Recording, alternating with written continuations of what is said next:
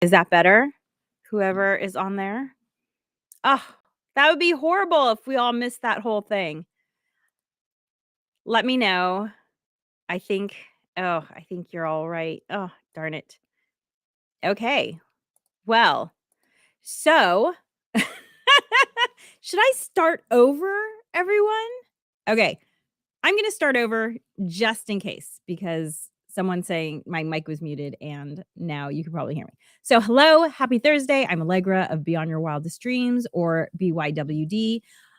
BYWD is on a mission to help you prioritize yourself by teaching you to save time and energy because there's little bits of time and energy that get lost in the day. And it's so important for you to figure out where they are and be able to spend them on yourself. Thank you so much for letting me know. Okay, great. I'm glad that you can hear.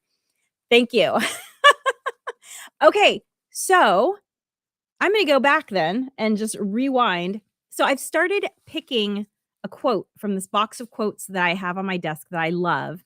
And I always pick from the back, so I have no idea what's going to come. But the quote that I picked today is this one: Life brings simple pleasures to us every day. It is up to us to make them wonderful memories. And I was saying that once a week for years now, some friends of mine and I have been doing this hike, and we started doing it for health reasons to get in more steps. However, some of my friends then started having school age children, and they had to do the hike early enough so that they could do school drop off. And so we started going earlier and earlier, and then we started coinciding with sunrise because we didn't want to hike in the dark. And we're like, okay, what time sunrise? We'll plan the hike for sunrise. And what happened was this hike that started out being about getting in more steps and spending time with friends started being about seeing the sunrise because there's just something about a sunrise that just really wakes you up and makes you feel alive. And I was an anthropology major in undergrad. And so I always think about how we evolve to live. And, one of the reasons why a lot of people suffer from inability to sleep well is because we have all this artificial light around us. But we're designed to wake up when the sun comes up and go to sleep when the sun goes down. And so I've realized that there's just something about seeing a sunrise that just makes me feel not just awake, but alive. And some of my friends, we like it so much that we've started doing the sunrise hike twice a week now. And it definitely is invigorating. And so, as Kathy Allen says, there are simple pleasures every day, but we have to turn them into wonderful memories. By seeing the sunrise, by making it part of a hike and time with friends, it definitely is a wonderful memory. It's definitely a highlight of my week, something I look forward to. I'd love to get to the point where I'm doing it almost every day because I love it that much. So, if you have simple pleasures that you turn into wonderful memories, I'd love to hear about them. And by the way, if for some reason you can't stay with us the whole part of this live chat that I'm doing, I do put this up as the Harness the Power of Planning podcast, the recorded video and audio. So you can always go see it later or you can go watch it on YouTube. But you can also comment at any time because I do get the comments whether it's live or recorded. So today's topic, and I have a couple of topics, but it's all about sewing up the year that we are in, the year that's coming to an end, and preparing for the new year. And I know some of you are like, wait a second. It's not even December 26th yet, right? So Christmas hasn't happened, Hanukkah hasn't happened, whatever you might be celebrating for the winter holidays might not have happened yet. However, this podcast is called the Harness the Power of Planning podcast for a reason, because I have found in my life that with planning, everything is easier and almost everything is possible. Like I can do way more when I plan. A lot of times the reason I'm able to do more is because when I plan, I don't get distracted. So I stay on task and focus and I can get everything that needs to happen done rather than, what should I do? Oh, look at that shiny object over there. I'm going to go spend time with that. That's the power of planning. And so even though I know it's a little bit early, we still have a couple weeks left in this year. But what I want to do is give you some steps to think about so that next week when, whatever holiday you celebrate might be over, you can start thinking about the end of your year. So I'm planting the seed a little bit early so that you're ready, okay? So, here's the thing about the new year. I love the holidays. Witness my little holiday bauble earrings that my mom gave me when I was a teenager. So they're about 35 years old or something like that. Love these. So I love the holidays. And because I love the holidays, I used to get a little depressed around January 1st because what's there to look forward to? Taxes, right? Like I have to get my taxes together. That's not fun. And so I started thinking about how can I get excited about the new year? And so here is my process. So part 1 of this podcast, the first thing I'm going to talk about are the things that I do to sew up the year that I'm in. So there are 3 things that I do. And the first thing is I mend my wool. And this is something that I had read about. A lot of cultures have traditions around the new year about sort of in with the old, out with the new, or finishing up projects so that you have no loose ends going into the new year. Well, it's around December when I'm pulling out the wool and because it's colder and I need to wear something warmer. And that's when I discover moth holes. Those damn moths, I've tried everything. If you have any tips for moths, let me know. But they especially love merino wool. And I started getting into the habit of spending some time around between, Christmas and New Year's mending my wool. And there's something very satisfying about entering the new year with no holes in my wool. So maybe you can think of something similar. Maybe you have a project that you haven't completed that, you're close to finishing. Use the end of the year as a time to like push you forward, to give you a little bit of momentum and say, you know what? I'm not carrying this into 24. I am finishing this project now. And I'm not carrying it into 2025. I'm not carrying it into the new year. Let's just say that. I'm not carrying this into the new year. I'm going to finish this project in this year and be done. Use that excitement, that momentum to finish whatever project you might be working on. So that's the first thing I do. The second thing I do is I set up my new planner. And I do a little bit of setup with my planner even before this time period because I have to start writing things. So this is my 2025 planner. I have to start writing things in this planner sometimes as early as July. So you can see it's partially set up. But what I do is between Christmas and New Year's, I finish setting up my planner, which is a multi-step process. I do a little decor, I add these tabs, and then I do things like I transfer over. If you've taken our Harness the Power of Planning course, then you know some of the steps I'm talking about, which is I transfer over the important dates, like the dates that never change, birthdays, anniversaries, but also reminders for things such as, maybe there's a tradition that you have of going to see, the Renaissance Fair or the lights at some botanical gardens. I put those kind of important dates into my planner, like buy tickets for the botanical gardens, because you have to do that sometimes 1 to 2 months in advance. So I put all those important dates into my new planner. And so those are all the things that I do to prepare my planner. So you can see this planner is nice and new for 2025. Let me try and pick up my my planner from this year. At this time in the year, it's already really full. You can see this is my 2024 planner. So this is what it looks like when it's done. Very lived in. Okay, so that is step 2 of getting ready for the end of the year that we're in, is setting up your planner for the new year. Now, if you listened to episode 77, Natasha and I did an episode called How to Pick Your Perfect Planner. I'm actually going to put the QR code up here. It was actually the second half of episode 77. So you can also find episode 77.2. That's the second half.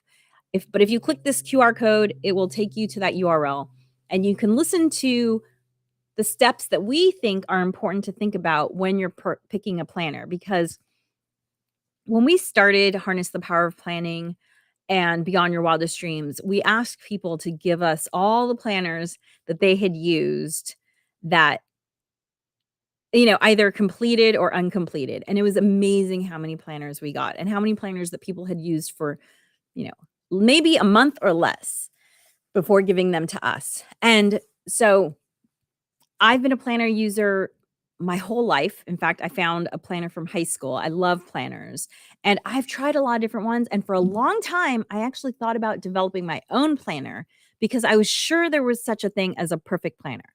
But what I've learned now is that the perfect planner is the one that you will use. And so it doesn't matter what I think is the perfect planner. We walk you through the steps of thinking about what kind of planner would work for you because the perfect one is the one that you're going to use. So get your planner and then make it your own, because the more that you make it your own, guess what? The more likely you are to use it because it becomes something that you're invested in. And so that is step 2 of how I sew up my year. And then step 3 is something that I call rolling in the dough.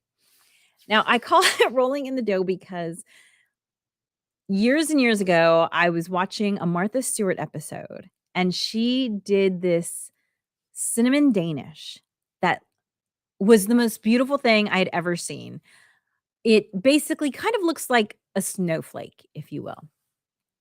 And the thing is if you've ever made laminated pastry, which laminated pastry is pastry where there's butter in between the layers of dough. So like a croissant is laminated pastry. Danish is laminated pastry. Phyllo dough. These are all laminated pastries. The way that you get the butter in between the layers is lots and lots of rolling. So you're constantly rolling out dough. And you have to roll this dough so many times. It's a tricep workout. That's how much rolling you're doing. And you kind of have to do it over a couple days at least because you have to refrigerate the dough in between the rolling that you're doing.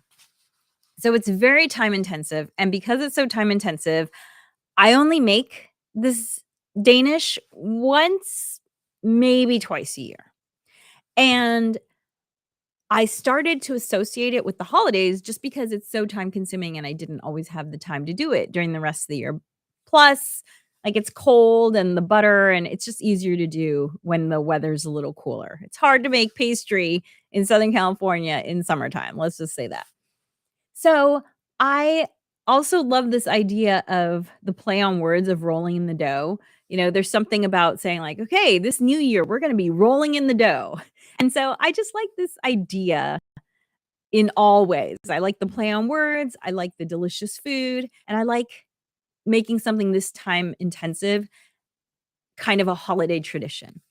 And so I've actually found, because I actually taught a class on, for those of you who know, I used to teach cooking classes.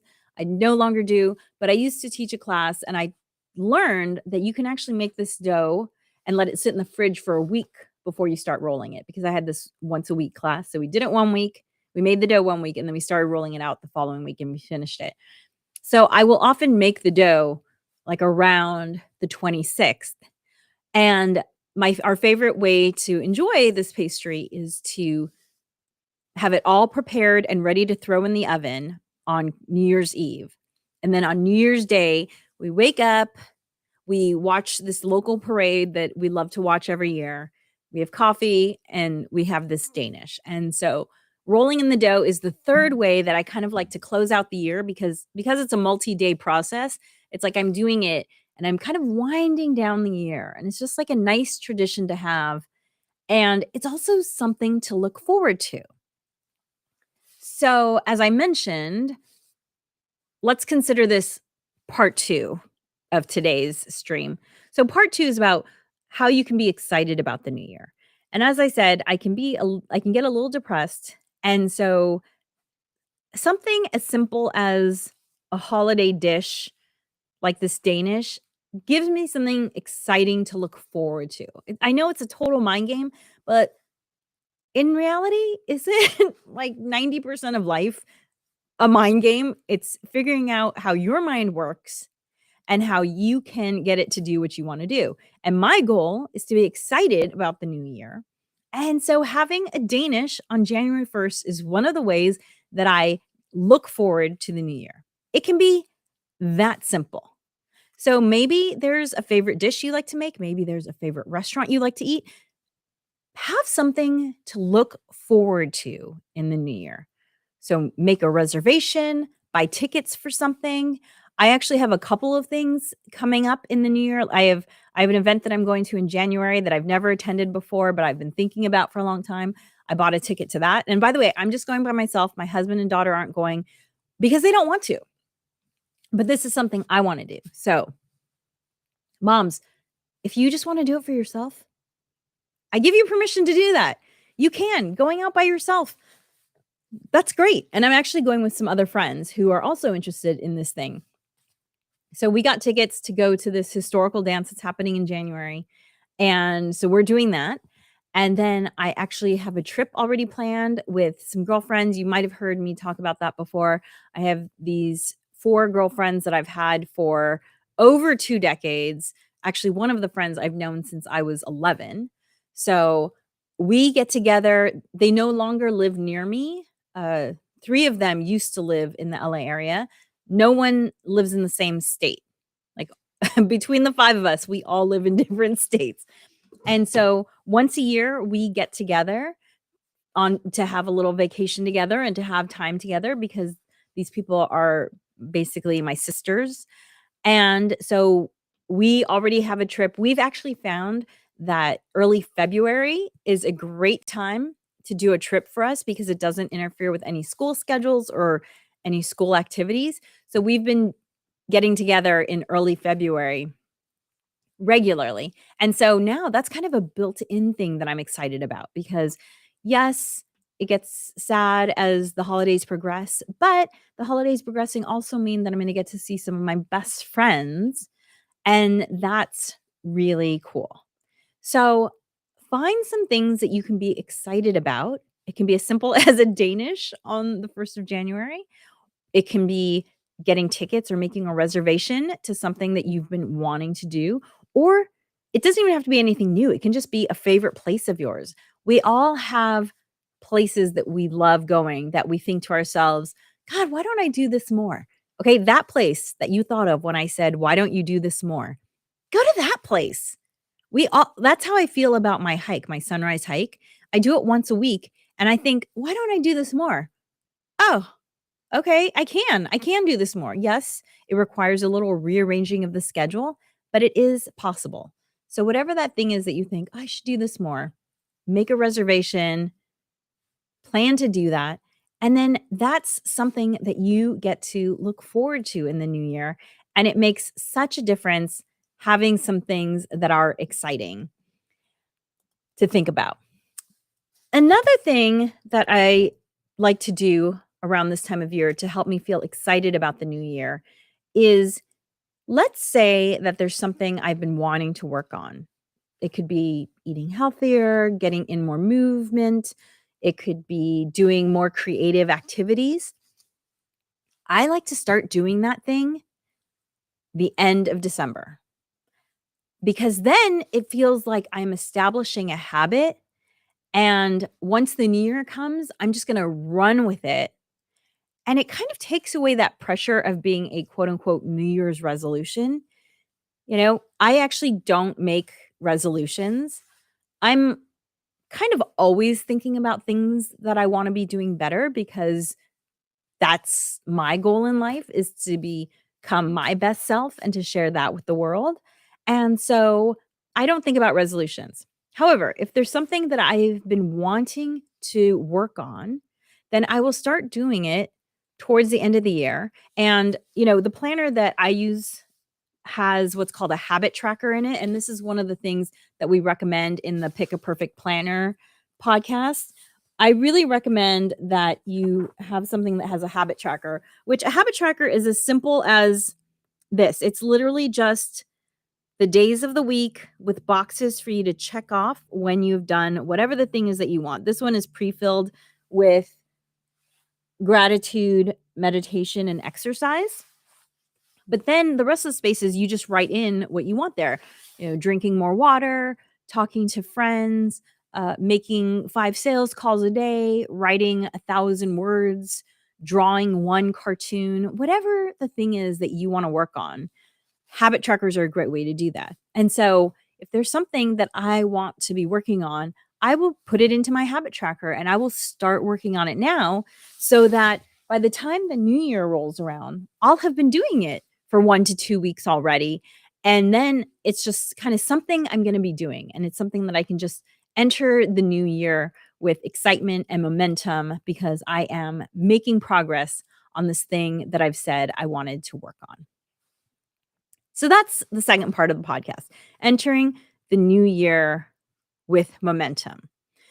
Now, next week's podcast is going to be audio only, recorded only. I'm not going to be doing a live cast because of the holidays, but I do just want to give a little plug for the podcast that I'm going to broadcast because it is a topic that it, for as long as I've had this podcast, it has always been my most listened to audio.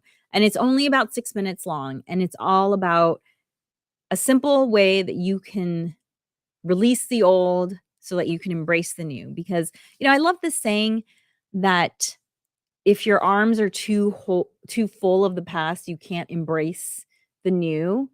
And it's true. We only have a certain amount of time, a certain amount of brain space or attention to devote to things. And so I do think that it's really a powerful thing to decide what you're letting go of so that you can embrace whatever the new year has to bring you. And so that will be next week's short rebroadcast. So look for that wherever you get your podcast. Look for the Harness the Power of Planning podcast that I'm going to put up next week because, as I said, it's always been one of the most popular that I put up. And as I mentioned, because setting up my planner is such a big part of preparing for the new year, check out the How to Pick a Perfect Planner, which is episode 77.2, which means that it's the second half of episode 77. So you can listen to a whole episode, or you can just listen to 77.2, or you can click this QR code that's showing up right above me. I don't know if you can see this arrow as I'm dancing around the QR code.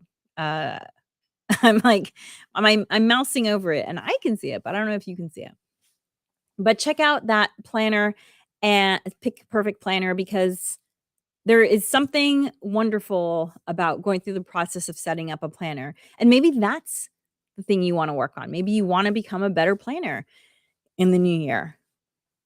Getting a planner and setting it up and starting to use it is a great way to establish that habit and to enter the new year with this new momentum of planning.